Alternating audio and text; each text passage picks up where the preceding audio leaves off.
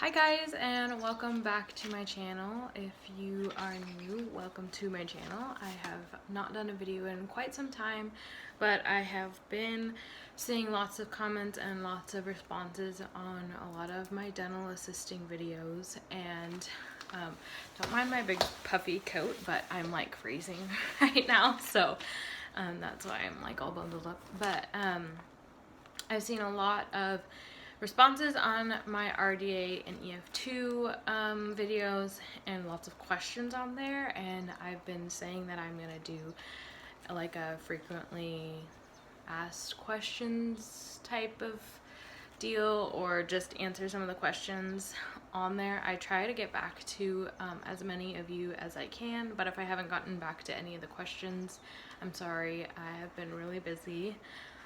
And that's why I haven't really been posting on YouTube either, but I'm gonna cut the chit chat and I'm just gonna get right into the questions. I pretty much only wrote down the questions that I had on my videos, and if you see me looking down, it's because I'm looking at my notes. So I'm gonna answer those questions, and then if I think of any other questions, like I'll kind of throw them in there. But if you guys have more questions and or there's more information that you'd like to know, please leave a comment in the description box and I will try to do another one of these, like a follow-up maybe. And yeah, I just want to help everybody out as much as I can, so I'm gonna get right into it. Hi, okay, I know, terrible lighting and terrible angle, but I just wanted to pop on here real quick as a quick disclaimer before the video starts and anyone really hounds me about this, but I am very sorry. I am looking over the footage now and I'm editing it, and I am sorry that I say so many ums.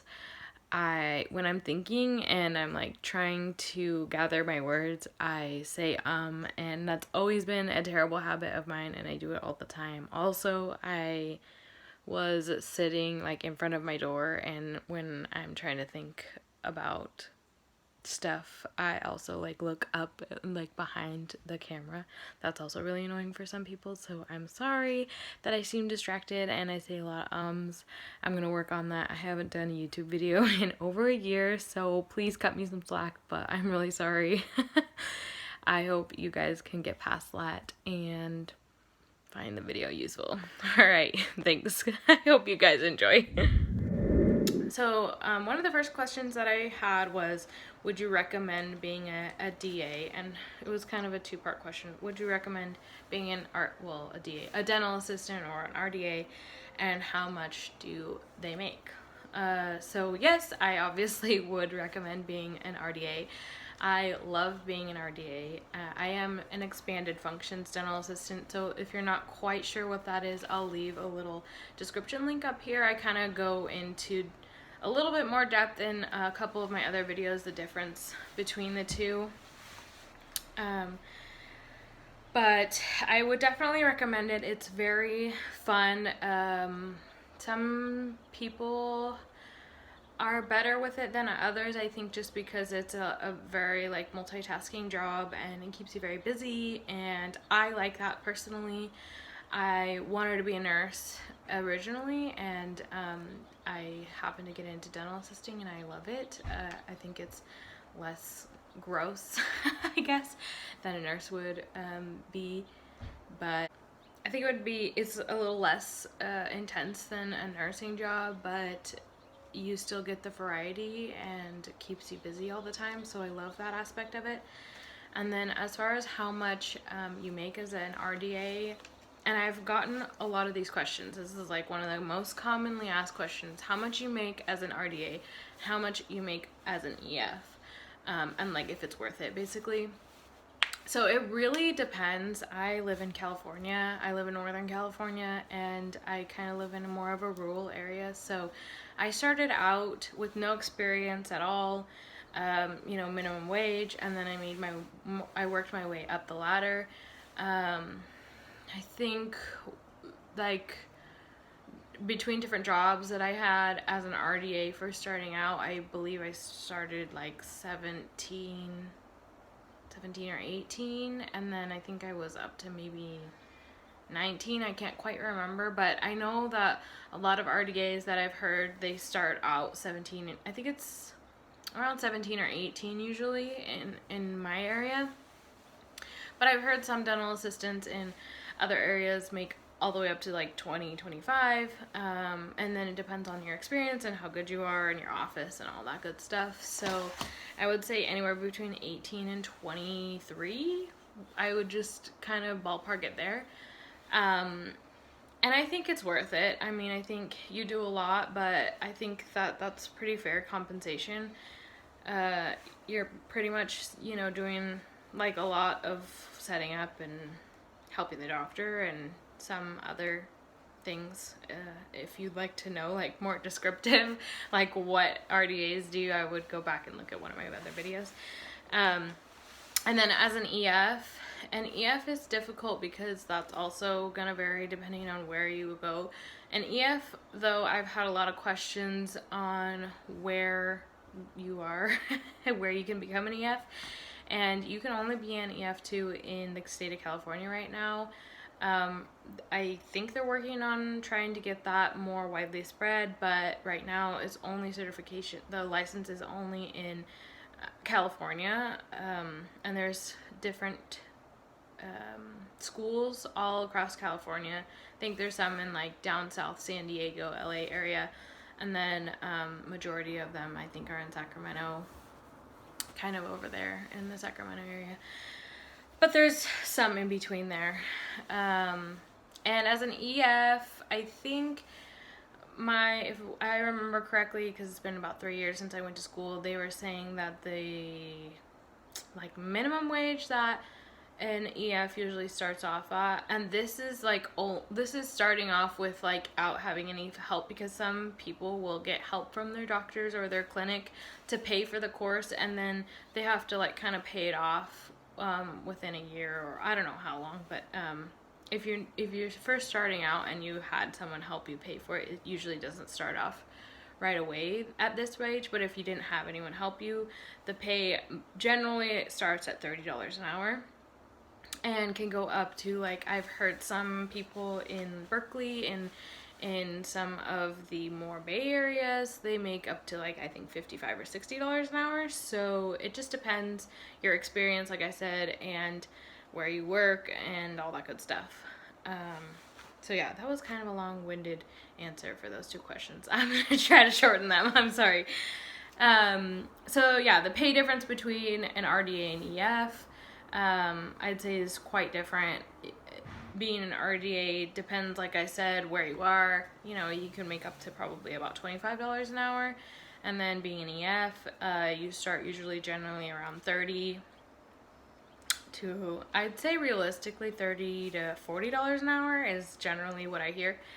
But it can always go up to. And some dentists also, from what I've heard, will pay kind of like a hygienist for an EF based off of production. So if you get more production, you might get more. But most of the girls that I know get paid hourly. So, and then another question I have is EF school worth the money? And I definitely think so. For myself, I think definitely it was worth the money. It's a big investment. I don't know if any of you guys know, but I guess I'll answer this question. EF2 school generally runs about $30,000. That's for just school. That's not including your time, the travel, and like I live in Northern California. I live about 2 hours away from San Francisco, or not San Francisco. Well, yeah, kind of San Francisco. I'm in between San Francisco and Sacramento. I went to school in Sacramento, and it takes me about two to 2.5 hours to drive there. And I would go on the weekends, so I would have to pay for my gas, pay for my food, pay for my hotel if I stayed over there, on top of the $30,000 that we paid. But honestly, the pay increase that I got has definitely paid for itself, like probably a couple times over now. So I definitely think that it's worth it if you can make it work. I would try to borrow money if you can from family, or get like a line of credit if you can. Spread it. You can spread it out sometimes, but I definitely think it's worth it. Was it hard finding an EF position? Yes and no. I would say yes for my area because, sorry, it's more of a rural area, and the place, I mean, when I went to school, I already knew that my doctor wanted me to be an EF, so it wasn't really difficult. But then I changed jobs, and the EF position was a lot harder for me, I felt like, to find. But if you know people, word of mouth in dentistry is the best way to find a job. Now I'm working 2 jobs as an EF2, and I'm super busy, and it's really, really cool. But I think, you just have to be determined, and word of mouth is the best way to find a job, I feel like. And what I did for a while is I applied for RDA jobs, and I just said that I was an EF and I would like to be an EF in their office, and I kind of tried to sell myself. So, my position, anyways. Not all dentists are going to want an EF, so it is kind of like you have to really prove yourself or prove your point, kind of. Um, so this is kind of more for RDA, I think. A lot of people asked questions about study tips or guides and what is on the written test for RDA. I believe when you get your PSI packet, it's like a little manila type little packet that shows you where your tests are.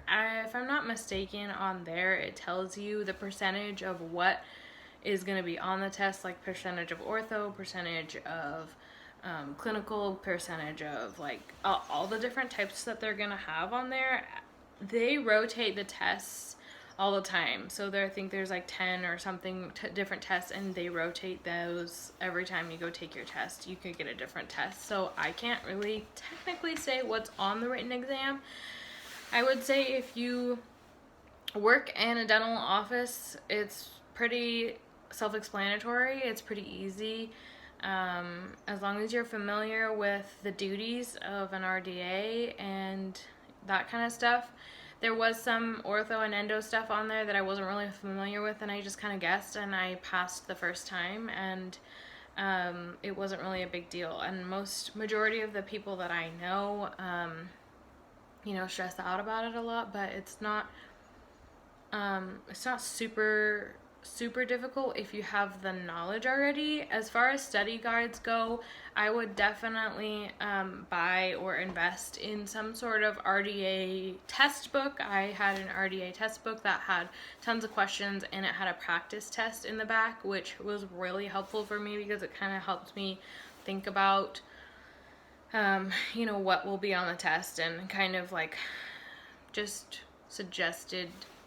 not suggested, but like things that might come up, things that you maybe aren't really thinking about.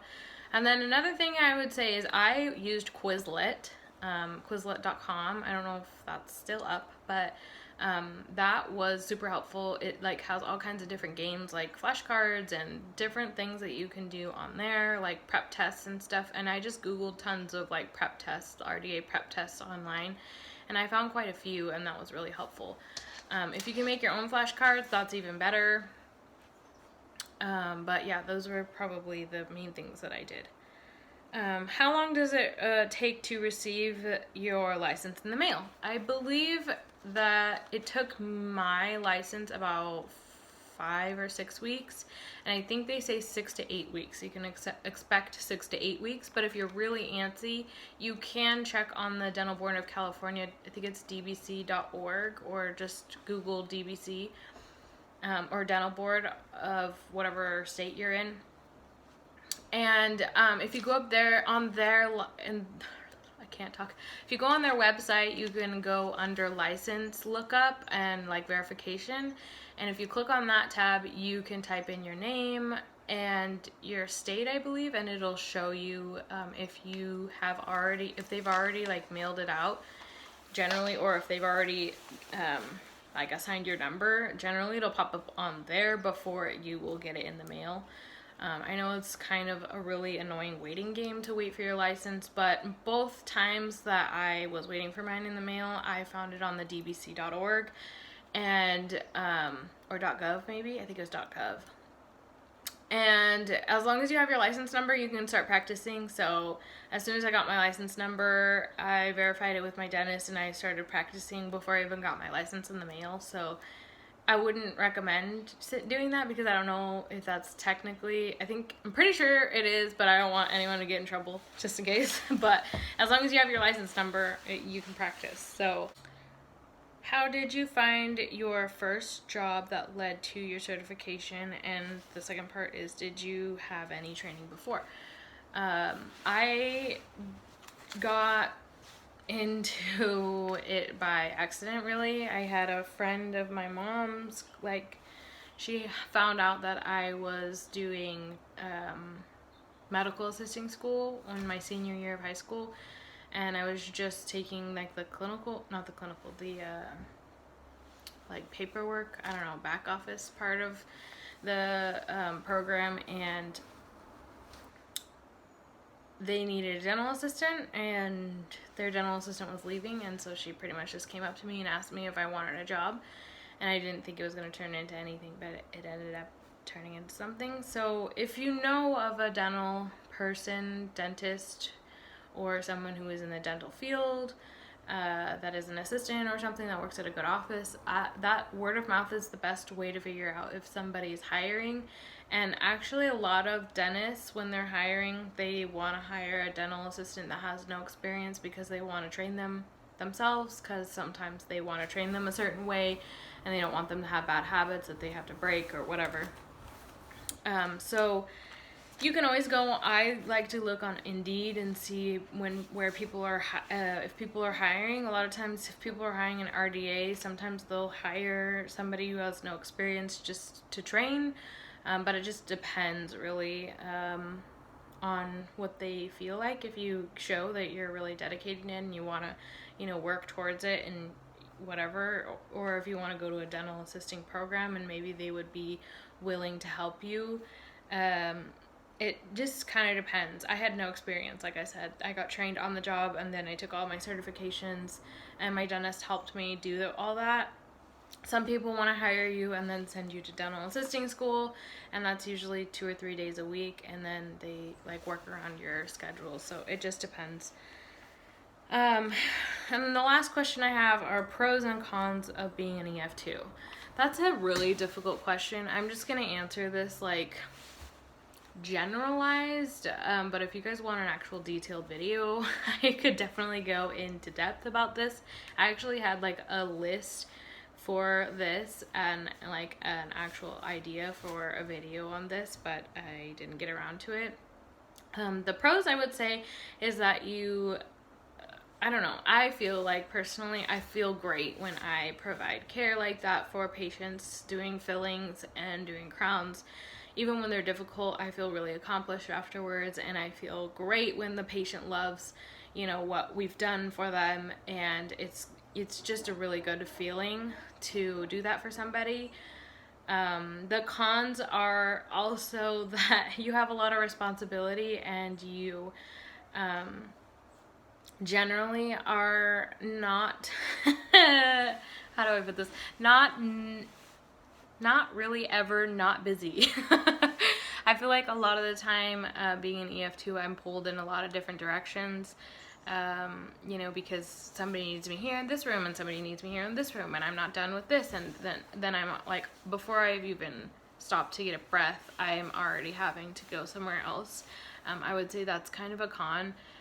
It can be stressful. It's not always like that. I guess I'm a little bit over exaggerating, but when it is like that, it is the majority of the time. That's how it is. And when it is like that, it can get stressful. Thankfully, I'm not like the type where I get like let stress affect my work, but I definitely can carry it home sometimes. So those are kind of the pros and cons. If you'd like to really know my in-depth answer to that question, let me know in the comment box down below. And if you have any other questions, if I didn't answer your question, or if you want more advice or anything, comment down below. I will maybe do a second part to this, or if not, if you just have questions, I'll try to comment back to you sometime very soon. and hopefully I can get back onto the YouTube game and start doing more videos. I really want to do more dental assisting videos because it seems like everybody really likes those. Yeah, that's pretty much it. Like I said, if you have any more questions or if you have comments or anything like that, leave them down below in the comment bar. And if you want to see more videos like this video, and also subscribe. I can't remember if it's over here or over here, but subscribe to my channel and let me know what you thought. Alright guys, thank you so much. I'm sorry, like I said, for being away for so long, but I will try to do more videos like this if you guys like it. Alright, love you. Bye.